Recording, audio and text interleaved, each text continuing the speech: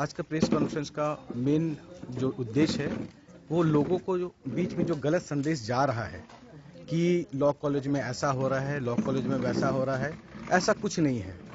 सब परिवार एकजुट हैं, सारा परिवार एक साथ खड़ा है, चाहे वो टीचिंग हो, नॉन टीचिंग हो, और हमारे 4th ग्रेड के जितने भी एम्प्लॉयज़ हैं सब एकजुट हैं।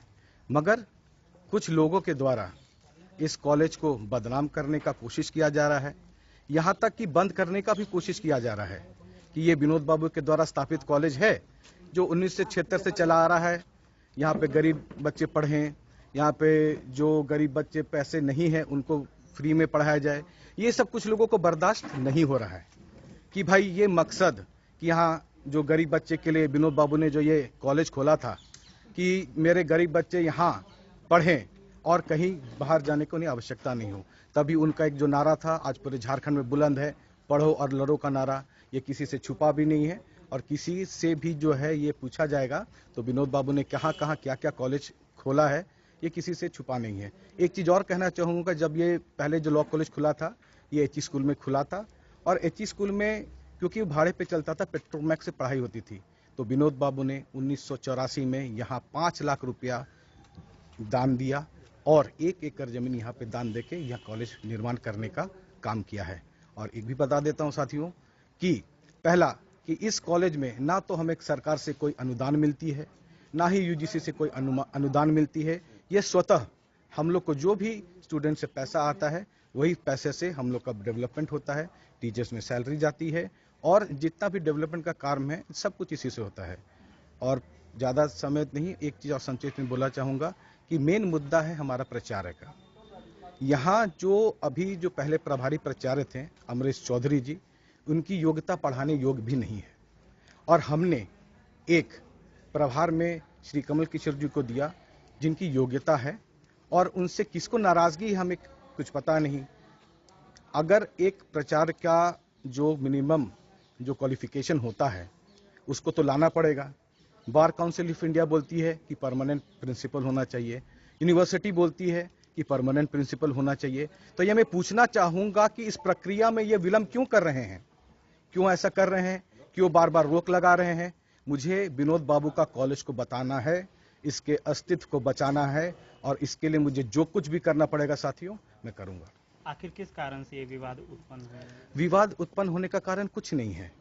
एक ये जाहिर सी बात है कि हमने एक परमानेंट प्रिंसिपल के लिए जो मुझे यूनिवर्सिटी से आदेश मिला कि 10 दिनों के अंदर आप परमानेंट प्रचार की नियुक्ति कर हमें सूचित करें। 10 दिनों का समय था। अगर आप यूनिवर्सिटी का आदेश का पालन नहीं करेंगे तो यूनिवर्सिटी जो आपको एफिलिएशन देती है वो रद्द कर देगी। तो रद्द करने पे क्या समस्या होगी, हमारे बच्चे कहाँ पढ़ेंगे भी तो उन्हें डिग्री कहाँ से मिलेगी। ठीक है, तो उन्होंने बोला कि जो झारखंड स्टेट यूनिवर्सिटी एक्ट 2000 अधिनियम के तहत जो क्वालिफिकेशन होता है आप उस क्वालिफिकेशन के तहत आप ऐड निकालिए, एडवर्टीजमेंट निकाल के और हमको जल्दी से जल्दी 10 दिनों के अंदर ये आप हमको करिए। तो भाई आदेश है, हाईकोर्ट का आदेश है, उसको तो पालन करना है। उसी तरह से जो यूनिवर्सिटी का आदेश है उसको हमको पालन करना है।